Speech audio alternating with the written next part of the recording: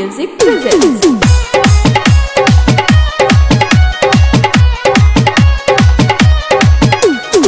जोरे सजना में बोला बता रे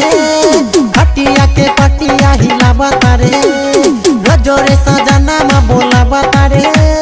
खटिया के पटिया हिला बता रे खटिया पे करे सखी रोज हुड़दंग नरम कलाई धके टोबेला जोबन मना करी सैया रोज करा न गजन कहे जोए जोए जोए खटिया के पटिया के निकलता दम करे जोए जोए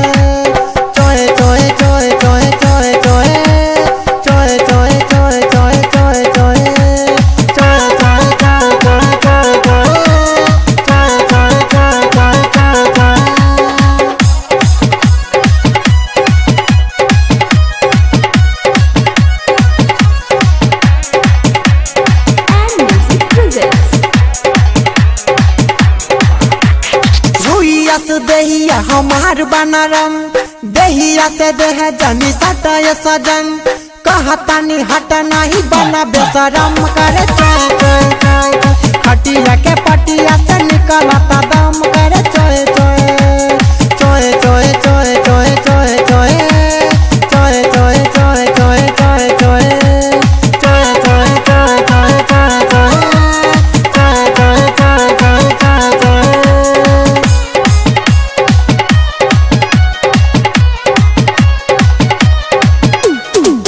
नहीं दारू गांजा पिए भरदम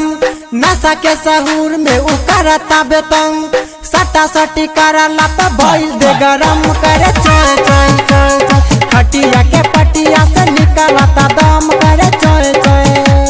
चोय चोय चोय चोय चोय चोय चोय चोय चोय चोय चोय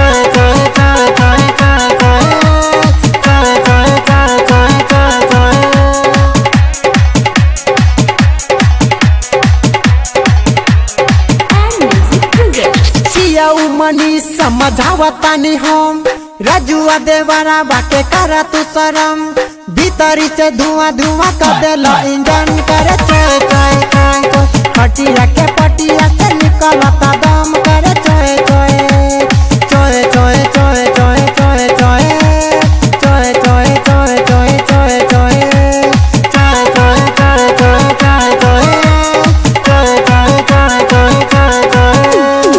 जोरे सजना में बोला बता रे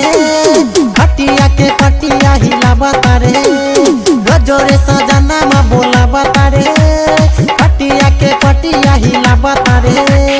खटिया पे करे सखी रोज हुड़दंग नरम कलाई धके टोबेला जोबन मना करी सैया रोज करा न गजन कहे चोय चोय खटिया के पटिया के निकलता दम करे